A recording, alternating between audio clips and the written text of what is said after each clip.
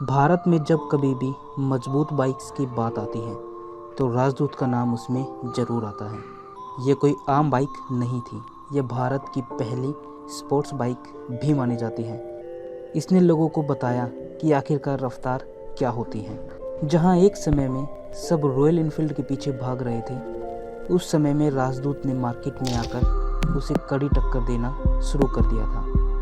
यह वह बाइक थी जिसे शहर और गांव दोनों ही जगह लोग पसंद करते थे। ऐसा इसलिए था क्योंकि ये हर जगह चलने में सक्षम थी और तेज होने के साथ साथ माइलेज भी बुलेट से ज़्यादा थी। हालांकि आज इस दमदार बाइक का कोई नामो निशान देखने को नहीं मिलता है। तो चलिए क्यों ना एक बार फिर जाना जाए कि आखिरकार कैसे राजदूत भारत में इतनी लोकप्रिय हुई। तो बात है ये 1962 की, जब एस्कॉर्ट ग्रुप ने भारत में राजदूत बाइक के बनाना शुरू किया।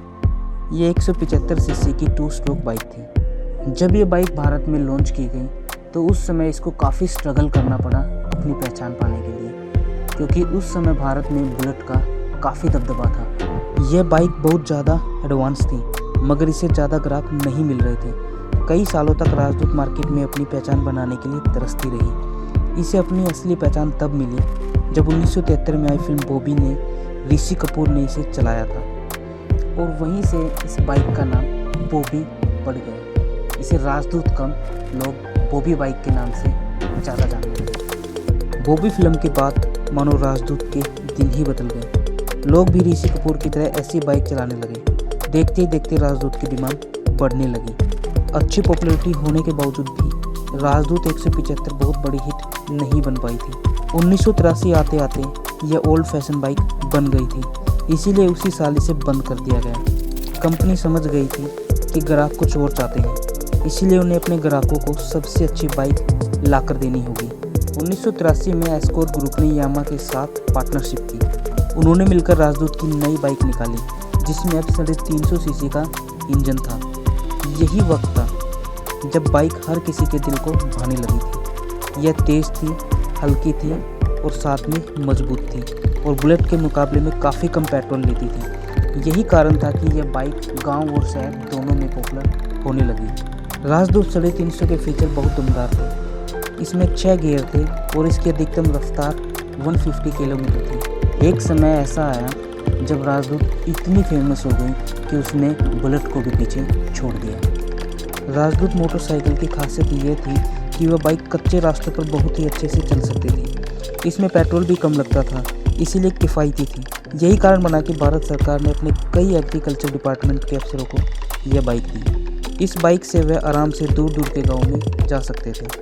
कई दूध वाले इस बाइक का इस्तेमाल किया करते थे। इसमें दूध के डिब्बे लगा के सुबह सुबह कच्चे रास्तों पर बड़े ही आराम से जा सकते थे। जिन रास्तों पर कोई आम बाइक दम तोड़ देती थी, उन्हीं पर भारी वजन के साथ राजदूत मदमस्त होकर चलती थी। 1980 से 1990 तक के समय में राजदूत ने भारत के बाइक मार्केट में खूब नाम कमाया। हजारों राजदूत बाइक पूरे भारत में बेची गई। सब ठीक चल रहा था कि तभी ज़माने में नई तकनीक की बाइक आने लगी। यही नई बाइक्स ज़्यादा सस्ती और किफ़ायती थी, लेकिन राजदूत अपने आप को अपडेट नहीं कर पाई और यही मुख्य कारण था बाइक के पतन होने का। नई बाइक्स ने राजदूत के मार्केट को मार लिया था। इसकी एक वजह यह थी कि राजदूत के स्पेयर पार्ट्स बहुत महंगे थे। आम लोगों के लिए बनी यह बाइक धीरे धीरे उनके बजट से बाहर होने लगी थी। वक्त के साथ साथ राजदूत की लोकप्रियता होने लगी थी। लोग इसे नकारने लगे थे। यही कारण है कि 1990 के अंत तक इस बाइक का पतन होना शुरू हो गया। इसकी प्रोडक्शन काफ़ी कम हो चुकी थी क्योंकि इसे कोई खरीदना नहीं चाहता था। आखिर में 1991 तक कंपनी ने राजदूत को बनाने से इनकार कर दिया। आज राजदूत भले ही कबाड़ में पड़ी दिखाई देती है, मगर बहुत से लोगों ने इसके जरिए अपनी शुरुआत की थी। आज राजदूत एक इतिहास बन चुकी है।